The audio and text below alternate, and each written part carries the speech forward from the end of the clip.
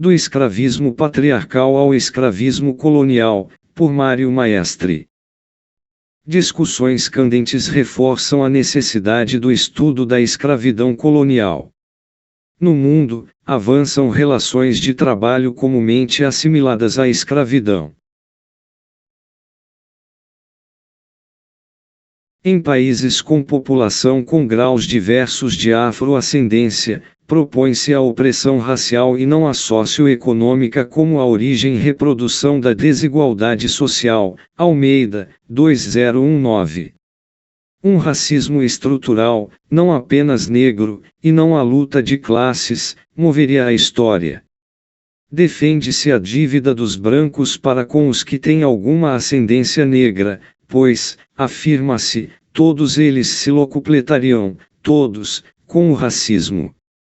Marx, Engels, 2001, Carneiro, 2024 9. A comunidade envolvida, em forma ativa ou passiva, nesta discussão, comumente, conhece pouco da história do passado escravista e de suas reais e profundas sequelas contemporâneas. Vive imersa em reconstruções rústicas do passado, de sentidos político-ideológicos, impulsionadas e financiadas pelo grande capital, sobretudo anglo-estadunidense. Chaves, 2019. A desarticulação da USA e da Agência dos USA para o Desenvolvimento acaba de desvelar impudicamente, mas de forma selecionada, o financiamento mundial, apenas pelo imperialismo estadunidense, de milhares de comunicadores, cientistas sociais, as revistas, centros de estudos, etc. que participam, consciente, semiconsciente ou inconscientemente da manipulação das consciências. Viana, 10 de fevereiro de 2025, consolida-se a proposta de que as relações raciais são fortemente autoexplicativas, superando as necessárias investigação e reflexão científicas sobre elas. Leitura marxista. Minha interpretação mais do que telegráfica da evolução da história da escravidão no mundo dito ocidental apoia-se no método marxista de interpretação.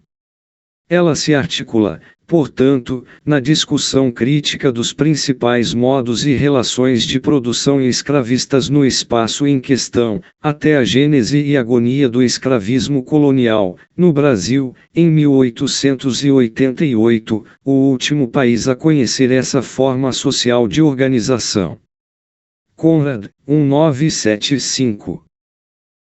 A história conheceu múltiplas relações servis de submissão. A escravidão, forma mais acabada de servidão, possuía 3 determinações essenciais.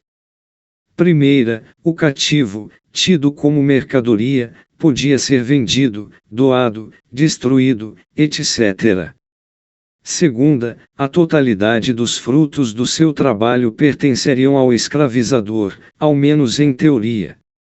Terceira, a escravidão era hereditária, mantendo-se até a morte ou a alforria. Algumas dessas determinações conheceram restrições diversas, que não negaram o núcleo essencial dessa forma de dominação. Maestri, 1988. Relações sociais escravistas foram possíveis a partir de um desenvolvimento mínimo das forças produtivas materiais, práticas comerciais, posse privada da terra, produção sistemática de excedente pelo produtor direto, etc. Nesse contexto, constituíram-se variados modos de produção escravista, substratos de múltiplas formações sociais. Não é o número de escravizados, mas a produção e reprodução dominante das condições materiais de existência que define o caráter escravista de uma formação social. Escravidão doméstica. A Grécia micênica conheceu formas embrionárias de escravidão. Sob o domínio da exploração da comunidade aldeã, ela conheceu esboços de propriedade privada da terra, de comércio de longa distância, a incorporação de estrangeiros. A civilização homérica, com patriarcas despóticos, no mando de fazendolas de uns 20 hectares oicos, apoiava-se na metalurgia do ferro, que democratizou o trabalho e a guerra. O patriarca dirigia essa célula de produção e consumo, onde trabalhava, ao lado de sua família ampla, de algum agregado e de um ou dois cativos. Em geral, a produção, apoiada na agricultura, no pastoreio, na pesca, no artesanato, voltava-se sobre si. O trabalhador escravizado, elemento essencial, mas não exclusivo e necessário da força de trabalho, conhecia condições de vida penosas, mais longe das misérias dos futuros cativos americanos. A produção voltada para a autossubsistência impunha-se fortemente sobre a produção mercantil marginal. A produção das múltiplas fazendolas era simétrica e não complementar. Não havia sentido produzir além das necessidades de consumo do oicos. O cativo, de múltiplas etnias, inclusive a mesma dos patriarcas, era obtido através da reprodução natural, de razzias, de pirataria e da guerra. O filho de um homem livre e uma escrava nascia livre. Superação da escravidão patriarcal. Os tempos homéricos e a escravidão patriarcal foram superados pelo enriquecimento e pela maior complexidade do mundo grego: urbanização, organização estatal supracomunitária, crescimento do comércio, da produção artesanal, das finanças, da divisão social e do trabalho. Aristocratas, plebeu, méticas, estrangeiros, escravizados. A propriedade de escravizados e, sobretudo, da terra, vedada aos não-cidadãos, tornou-se a base da riqueza social. As principais cidades fundaram mais de 200 colônias na bacia do Mediterrâneo. Nas periférias das cidades e em regiões em contato marítimo com elas surgiram pequenas explorações agrícolas especializadas. Essas fazendolas apoiavam-se na produção escravista que definimos como pequeno mercantil, de esfera mercantil dominante, abastecendo as cidades, e esfera natural, subordinada, suprindo o consumo dos trabalhadores e proprietários. Maestre, 1986. Elas produziam vinhos, frutas, óleo, mel, flores, pequenos animais de corte, etc. e conheceram avanços tecnológicos: relha de metal, incipiente afolhamento trienal, melhor adubação, etc.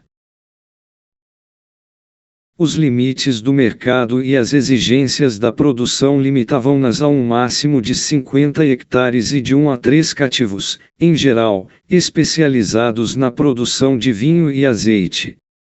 Os proprietários absenteístas mais ricos, para produzir produtos diversos, possuíam diversas pequenas propriedades, em diversas regiões. A baixa fertilidade dos solos, as rústicas estradas carroçáveis, a capacidade limitada da tração animal, etc. limitavam o alcance da produção pequeno mercantil agrícola a uns 20 quilômetros das cidades. Importantes regiões não conheceram centros urbanos dignos do nome. As pequenas propriedades de subsistência oicos dominavam a Grécia profunda, deprimindo o mercado da produção pequeno mercantil escravista. Escravidão penosa. Eram numerosos os cativos urbanos, empregados no comércio, no artesanato, nas residências.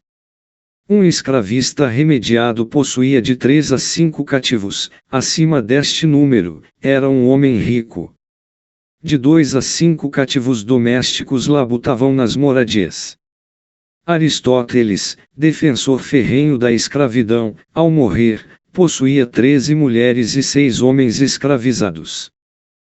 As condições de vida dos cativos não eram sumamente penosas, mas haviam se degradado em relação à escravidão patriarcal.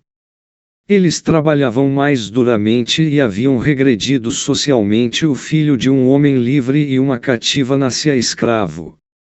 Entretanto, segundo a lei, o amo não podia injuriar gravemente, aleijar ou matar seu cativo. As condições servis de existência eram muito duras nos moinhos, pedreiras, marmorarias, minas e nas construções de estradas. A guerra, a pirataria, a razia, o rapto, a servidão por dívidas, a venda de si mesmo, a venda de crianças e, sobretudo, o comércio, supriam as necessidades de escravizados. Os escravistas viam com bons olhos a reprodução natural dos escravizados, mas não a apoiavam, devido à alta mortalidade, ao custo de criação dos recém-nascidos e à oferta abundante de cativos. Não havia identificação entre escravidão e etnia. Malovist, 1991, Garland, 1988, Vernant, 1988, Glotz, 1973, Ehrenberg, 1973, Old, 1998, Petit, 1986, Trigari 1977, Andreal e Discat, 2009, Maestre, 1994. Apogeu e crise do escravismo pequeno mercantil. Roma foi, inicialmente, um humilde burgo e um centro comercial pobre.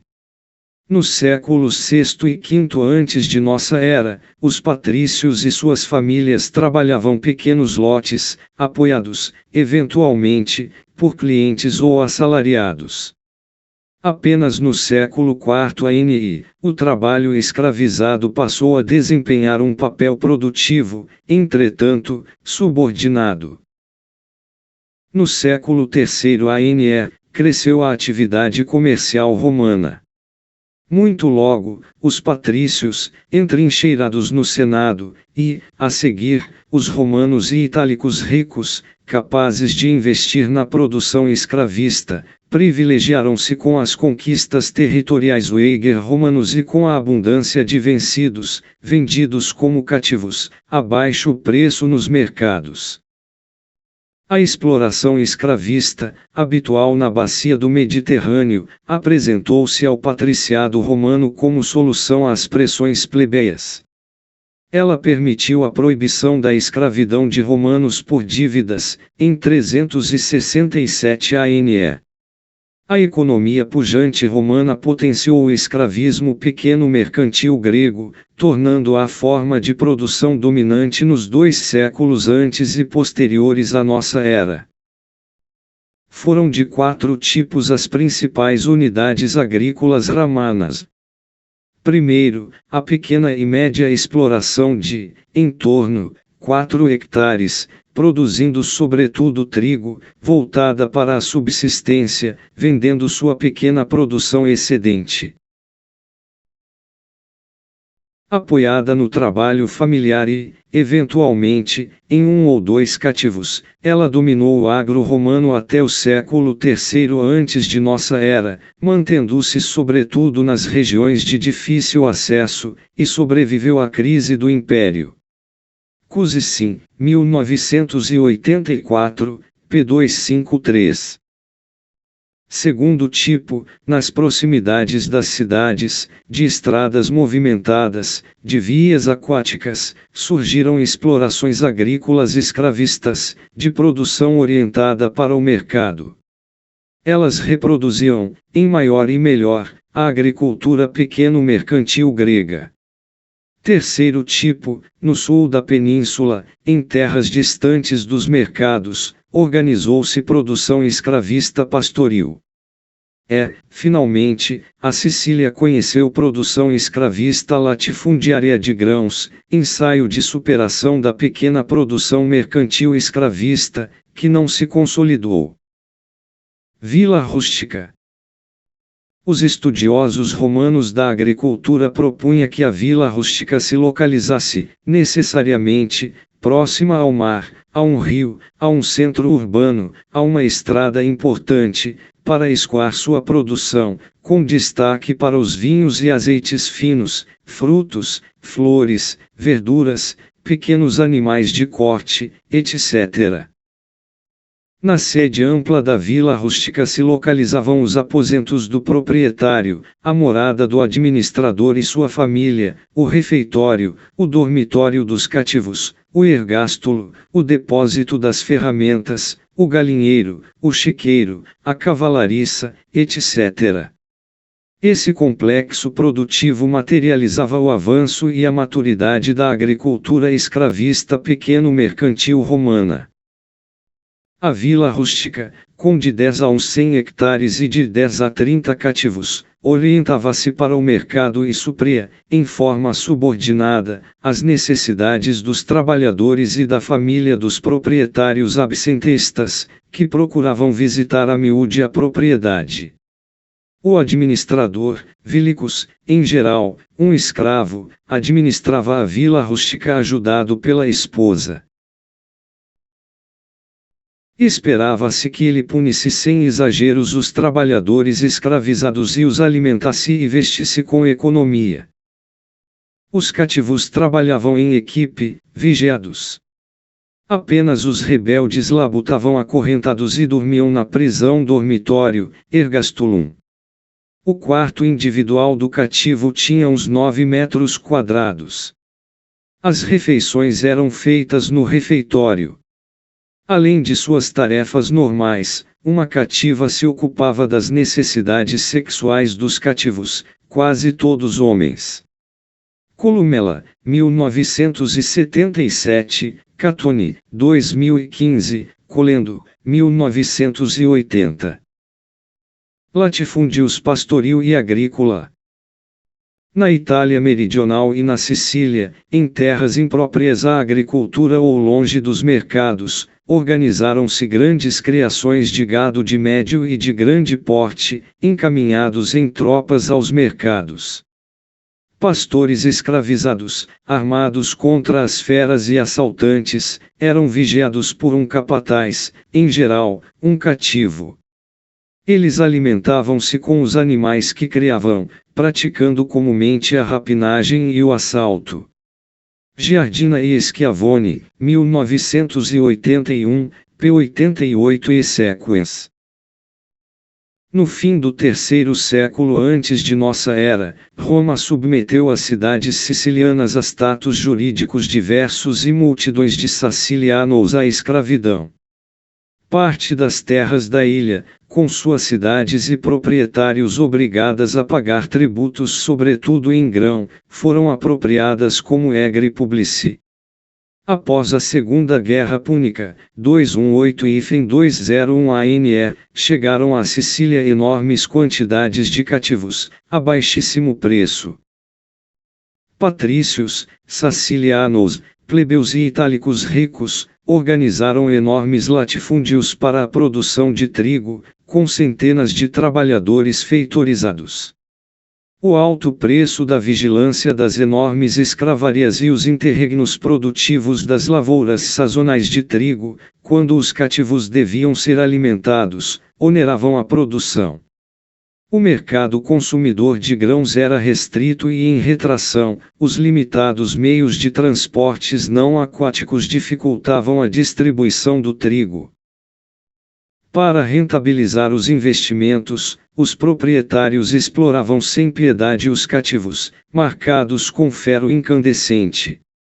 A exploração extrema dos cativos e razões conjunturais nacionais, étnicas, etc., motivaram insurreições gerais e estados de curta vida fundados por cativos rebelado, ameaçando a ordem romana.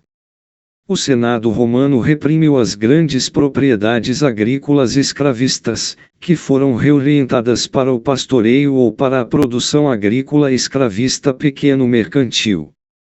Britse, 2017, 11, Salles, 1990, 60. Concentração de propriedades. No segundo século de nossa era, as propriedades do agro romano tenderam à concentração. No século seguinte, surgiram latifúndios de centenas e milhares de hectares, já no contexto da superação da produção escravista, que desembocaria na produção feudal, através do colonato. Nesse contexto, multiplicaram-se explorações heterogêneas dos latifúndios homogêneos, ao lado de propriedades escravistas pequeno-mercantis e das pequenas produções de subsistência, em retração. Cusi 1984. Os grandes proprietários exploravam parte de suas terras com cativos e arrendavam, direta ou indiretamente, pequenas parcelas a colonos que pagavam uma renda em dinheiro e, mais tarde, em espécie e trabalho. A produção excedente era enviada aos mercados locais e regionais. Os colonos geravam e cuidavam dos filhos, para que ajudassem no trabalho, como segurança para a velhice, etc., o que livrava os escravistas da compra de cativos. O colono não exigia vigilância estrita. Ele geria a gleba e se esforçava no trabalho, já que era seu produzido além do aluguel da terra. Os colonos cuidavam do gado e dos rústicos instrumentos de trabalho, que lhe pertenciam, que os cativos maltratavam, como rejeição consciente ou inconsciente da escravidão. O trabalho livre permitiu a introdução de novas técnicas e instrumentos produtivos, inibidos pela resistência do escravizado ao trabalho. Steyerman, E.M. e Trofimova, 1975.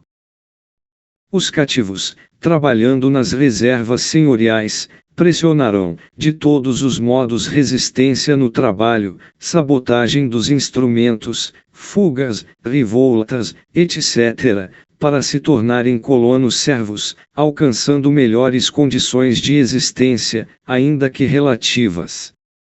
A metamorfose do cativo, separado das condições necessárias à produção de seus meios de existência, a situação de camponês dependente, tratou-se de transição revolucionária.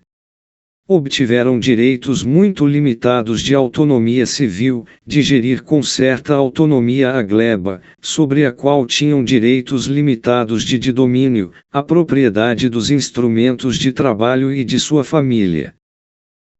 Transição revolucionária. No caso do Império Romano, as forças produtivas materiais, em expansão, entraram em contradição com a principal forma de relação social de exploração, a escravidão, e, consequentemente, com a estrutura da propriedade dominante por ela ensejada. A produção escravista pequeno-mercantil, modo de produção mais elevado de organização produtiva, que garantira séculos de desenvolvimento do mundo romano, ingressara em uma profunda crise. Sua superação foi a maior responsável pela dita queda do Império Romano. O colonato e o feudalismo, ao revolucionarem as relações sociais de produção, permitiram superar o impasse vivido, assegurando um significativo salto na produtividade do trabalho humano, assentado em novas relações de produção. As novas formas de produção ensejaram nova superestrutura, quanto à ideologia, as formas de governo e de propriedades, etc. Elas abriram passo à hegemonia do modo de produção e das relações feudais de dominação na Europa, em evolução histórica ascendente. Duquesne, 1979. Na Europa Ocidental e Oriental, a escravidão desapareceu como forma de produção dominante, assumindo, ao máximo, um papel subordinado em regressão. Séculos mais tarde, a grande escravidão mercantil, que fracassara na Sicília romana, renasceria, como um modo de produção historicamente novo, segundo a formulação do historiador marxista brasileiro Jacob Gorender, na época da constituição da globalização, quando das ditas grandes descobertas. Gorender, 2010. Modo de produção escravista colonial. Os europeus desembarcaram nas Américas, não para civilizá-la, mas para explorá-la.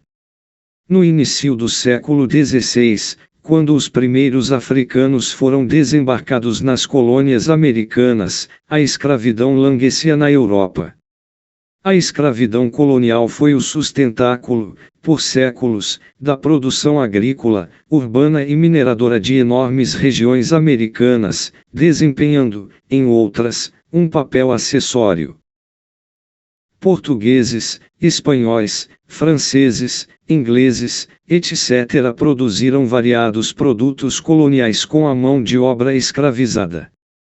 A pequena agromanufatura do açúcar, produto valiosíssimo, conhecida no Mediterrâneo e em ilhas atlânticas, foi testada, com sucesso, em diversas colônias europeias. De 60% a 70% dos milhões de africanos escravizados nas Américas viveram e morreram em regiões dedicadas à produção do açúcar. A escravidão colonial superou o escravismo pequeno mercantil da antiguidade, ao vencer as barreiras que levaram à crise à agricultura escravista no crepúsculo do Baixo Império. O açúcar era produto valorizado em um mercado internacional em permanente extensão. Os navios da época transportavam até 1.000 toneladas através do Atlântico, com relativa segurança. Os avanços tecnológicos na Europa feudal garantiram o funcionamento relativamente complexo dos engenhos açucareiros.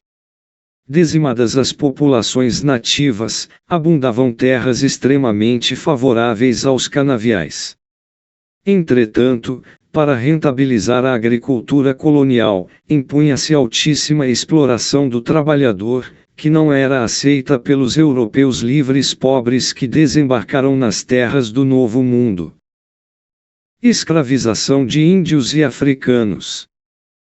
A exploração escravista dos nativos, até sua extinção tendencial, e a seguir, das reservas infindáveis de africanos, foi imposta pela lógica mercantil. A produção agromanufatureira de açúcar podia ser desmembrada em atos simples e repetitivos, distribuídos através de todo o ano, e possíveis de serem realizados por equipes de cativos, com instrumentos rústicos. Surgiram na costa da América Lusitana engenhos açucareiros de milhares de hectares e centenas de escravizados. Trabalhando febrilmente para um mercado inesgotável, eles consumiam enormes quantidades de lenha, de bovino e, sobretudo, de cativos. Economizava-se na alimentação, no vestuário, na moradia, nos cuidados da saúde. Se procurava produzir tudo o que era consumido na fazenda, na própria fazenda. Maestre, 1989. A produção escravista era uma atividade mercantil que buscava produzir e vender ao máximo e comprar e gastar o mínimo possível. O cativo labutava muito, dormia pouco, comia mal, era tratado em forma muito dura, vestia e morava precariamente. São sandices ideológicas as propostas de uma literal escravidão feliz no Brasil, algumas delas escandalosas. Matoso, 1979. A organização social e econômica escravista colonial funcionou como uma máquina de moer corpos, línguas, tradições, culturas, etc. dos escravizados, em geral, desembarcados nas Américas jovens. Os cativos trabalhavam de sol a sol e, muitas vezes, à noite, à luz de lampiões. Nos engenhos, quando da safra, era comum descansar em cada 15 dias. As expressões culturais da população escravizada eram reprimidas. A esperança de vida média dos escravizados era baixa. Os cativos eram vigiados durante a produção e castigados quando não cumpriam tarefas, desobedeciam feitores, etc. Em casos mais graves, de atentados e justiçamento de escravistas e feitores, etc. podiam ser castigados com até 1.500 chicotadas e condenados à morte. Lima, 1997. As mais diversas formas de expressão da oposição surda e aberta, entre escravizadores e escravizados, transpassaram em forma incessante a sociedade escravista colonial. Desamor ao trabalho, autoferimento, danificação de instrumentos, fugas, revoltas, rebeliões, quilombos etc. fizeram parte do cotidiano da escravidão colonial brasileira, de seu primeiro ao último dia. Reis, Gomes, 1996. A dura repressão e situações objetivas e subjetivas da ordem escravista brasileira e da população escravizadas determinam que apenas no Haiti, os cativos tenham se libertado da escravidão através da sublevação armada. No Brasil, o fim da escravidão colonial, em 1888, no contexto do abandono geral das fazendas cafeicultoras pelos cativos, sobretudo paulistas, constituiu a única revolução social até agora vitoriosa no país. Maestre, 1989, Gorender, 2010. O tráfico negreiro. A reprodução da população escravizada e, portanto, da ordem escravista colonial, dependeu sobremaneira do tráfico negreiro. O tráfico transatlântico de africanos escravizados em direção das Américas tomou corpo no início do século XVI e encerrou-se apenas nos anos 1860, com a derrota do sul escravista na Guerra de Secessão estadunidense. O tráfico transatlântico de africanos escravizados constituiu a maior transferência forçada de trabalhadores da história da humanidade. No Brasil, após 1850, quando do fim do tráfico oceânico, este último foi substituído pelo tráfico interprovincial de escravizados, em enorme parte já nascidos no Brasil, não menos violento. Conrad, 1985. Mais de 10 milhões de africanos e africanas, em geral, jovens adultos, mas também adolescentes e crianças, foram arrancados sobretudo das costas da África Ocidental e chegaram com vida às Américas. Milhões de africanos morreram na África, devido às sequelas do tráfico, quando foram embarcados, quando da travessia. Caldeira, 2020. A África Negra foi dessangrada em favor da acumulação escravista mercantil e mercantil.